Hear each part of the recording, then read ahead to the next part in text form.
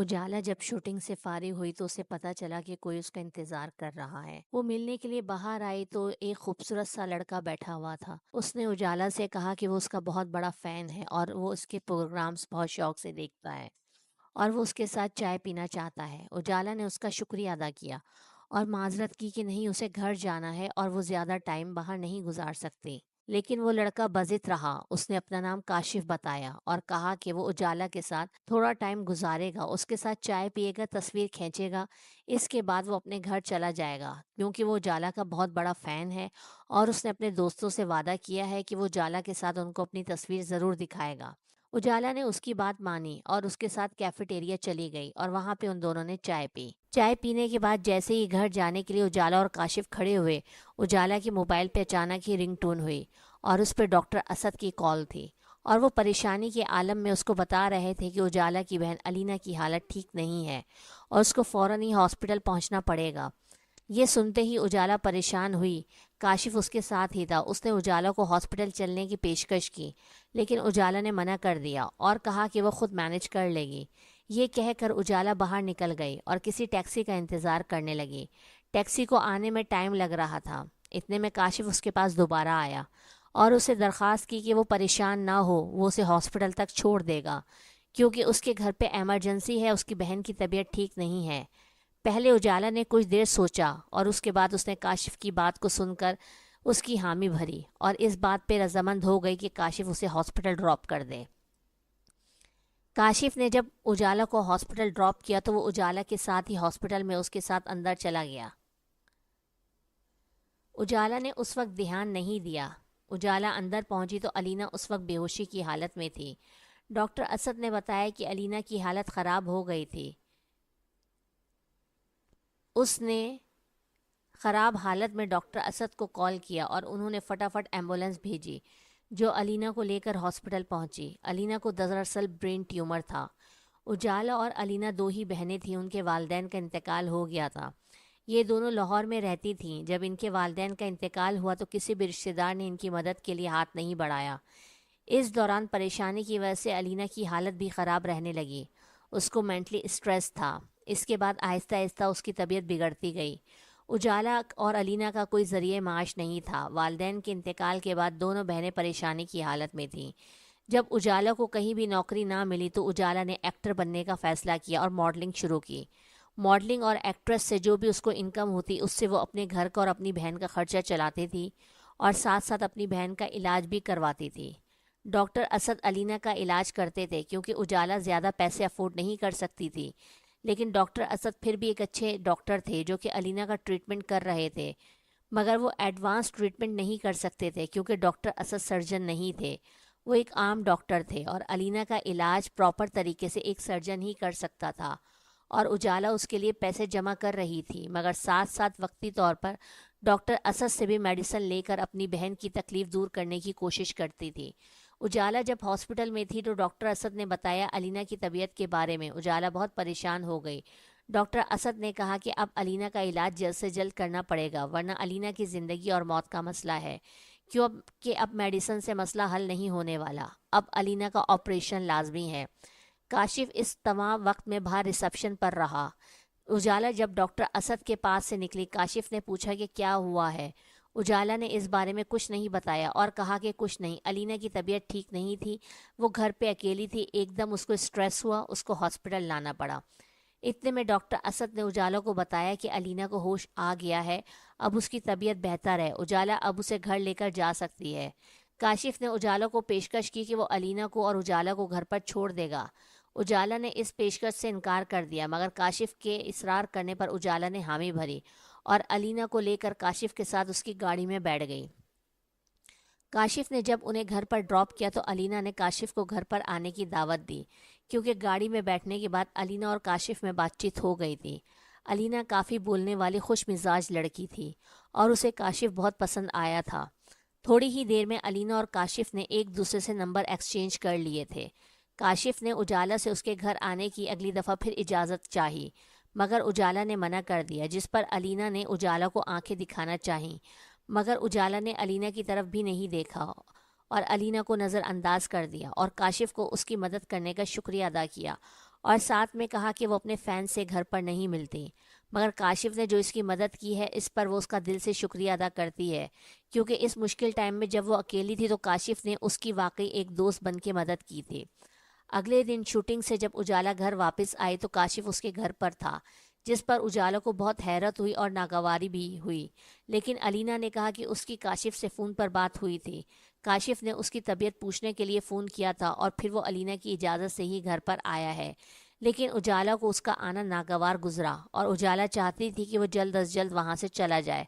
کاشف کے جانے کے بعد اجالا نے علینا کو سمجھایا کہ یہ فینز ہیں، ان کا دن رات کا ملنا جلنا ہے، ان کو اپنے گھر کا راستہ دکھانا صحیح نہیں۔ ہم دونوں بے سہارا بہنیں ہیں، ہم دونوں ہی ایک دوسرے کا سہارا ہیں۔ اگر اس طرح کوئی مرد ہمارے گھر پر آئے گا اور تو لوگ ہمارے بارے میں بہت الٹی سیدھی باتیں بنائیں گے، جو کہ ہم افورڈ نہیں کر سکتے، نہ ہی ہماری سوسائٹی افورڈ کر سکتی ہے۔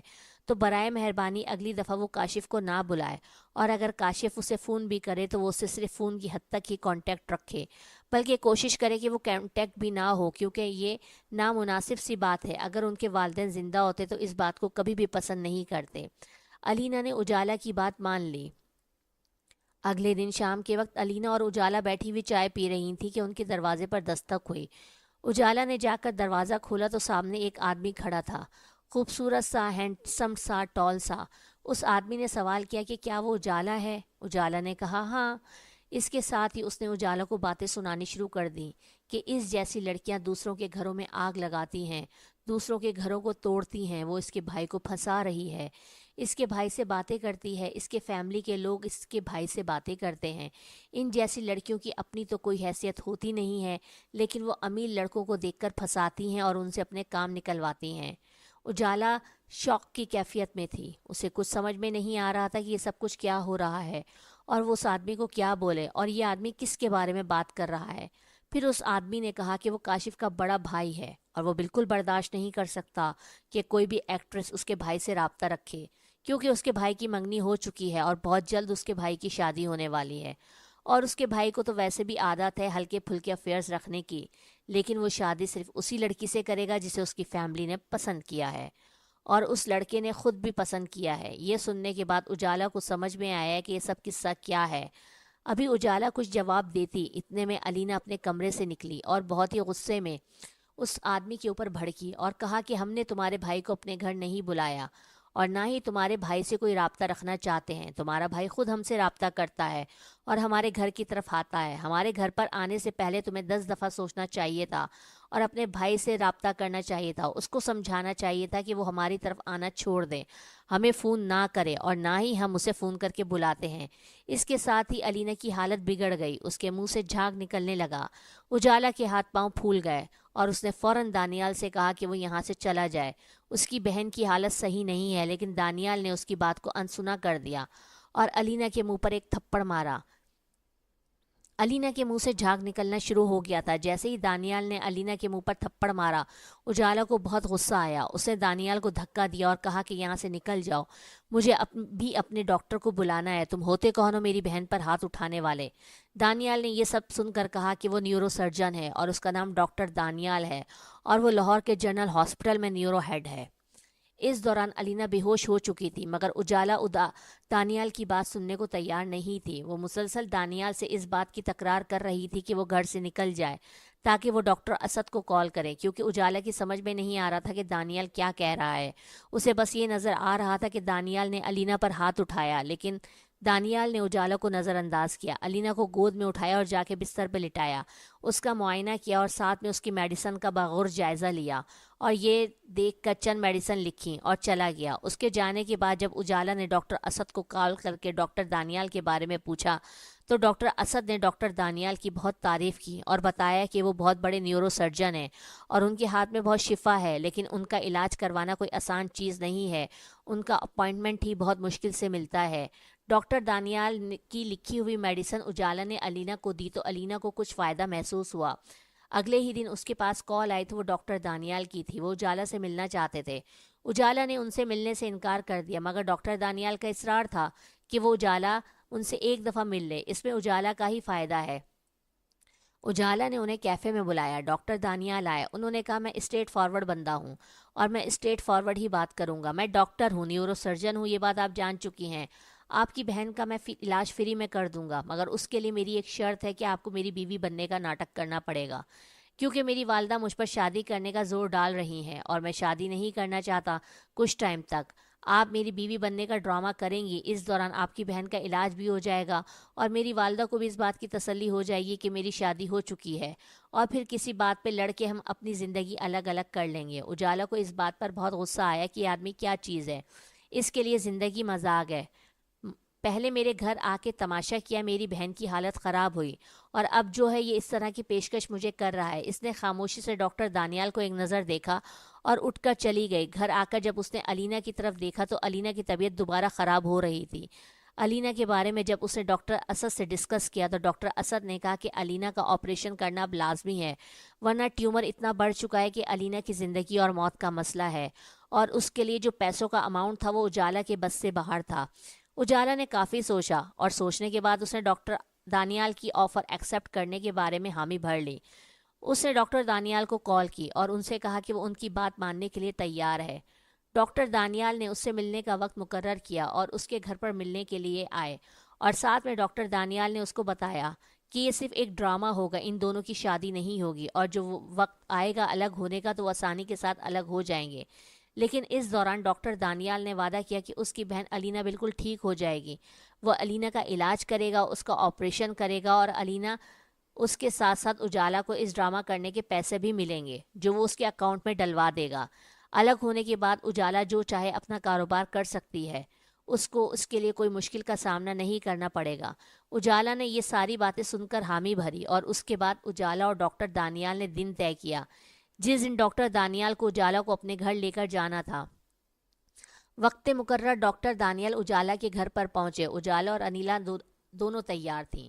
اجالا نے علینا کو ساری باتیں بتا دی تھی اور ساتھ میں یہ بھی بتا دیا تھا کہ یہ باتیں صرف ان تینوں کے درمیان ہیں, اجالا, علینا اور ڈاکٹر دانیال, اس میں اور کسی کا کوئی عمل دخل نہیں ہے. ڈاکٹر دانیال اجالا اور علینا کو لے کر اپنے گھر میں گئے. وہاں پر انہوں نے اجالا اور علینا کو اپنی والدہ سے ملایا. ان کی والدہ کی نظریں اجالا پر تھیں اور وہ بستر پر لیٹی ہوئی تھیں, بیمار تھی, بوڑھی تھیں, مگر بہت باوقار خاتون تھیں. انہوں نے بہت محبت سے ان دونوں کا استقبال کیا, کیونکہ ڈاکٹر دانیال اپنی والدہ کو بتا چکے تھے کہ انہوں نے اجالا نامی لڑکی سے نکاح کیا ہے جو اپنی بہن علینا کے ساتھ رہتی ہے. وہ اپنی بہن کے علاج کے لیے ان کے پاس آئی تھی اور انہیں پسند آ گئی, اور اجالا بالکل ڈاکٹر دانیال کے مزاج کی ہے, ڈاکٹر دانیال کی طرح سادہ. چند ہی ملاقاتوں میں ڈاکٹر دانیال نے اس کو نکاح کی آفر کی, جس سے اجالا نے قبول کر لیا اور ان دونوں نے سادگی سے نکاح کر لیا. ڈاکٹر دانیال نے اپنی والدہ کو فقط اتنا ہی بتایا تھا اور اجالا کو بھی یہی کہا تھا کہ وہ اپنی والدہ کو اس بارے میں مختصر ہی بتائے, زیادہ نہ بتائے. اس کی والدہ جانتی تھی کہ اجالا کے والدین زندہ نہیں ہیں. ڈاکٹر دانیال جب اجالا اور علینا کو لے کر گھر پہنچے تو ان کی والدہ نے ان دونوں کا استقبال کیا اور ساتھ ہی دانیال اور اجالا سے کہا کہ شادی چاہے انہوں نے اپنی مرضی سے کر لی ہے, مگر وہ کچھ رسمیں کرنا چاہتی ہیں کیونکہ دانیال ان کا بڑا بیٹا ہے اور ان کے دل میں کچھ ارمان ہیں. وہ اجالا کے لیے ایک بہت خوبصورت سا لال کلر کا جوڑا دیتی ہیں اور ساتھ میں خوبصورت سا گولڈ کا سیٹ ہوتا ہے. اجالا سے کہتی ہیں کہ بیٹا یہ پہن کر آؤ. اجالا دانیال کی طرف دیکھتی ہے, دانیال اشارہ کرتا ہے کہ لے لو. اس کے بعد دانیال اس کے ساتھ دوسرے کمرے میں چلا جاتا ہے.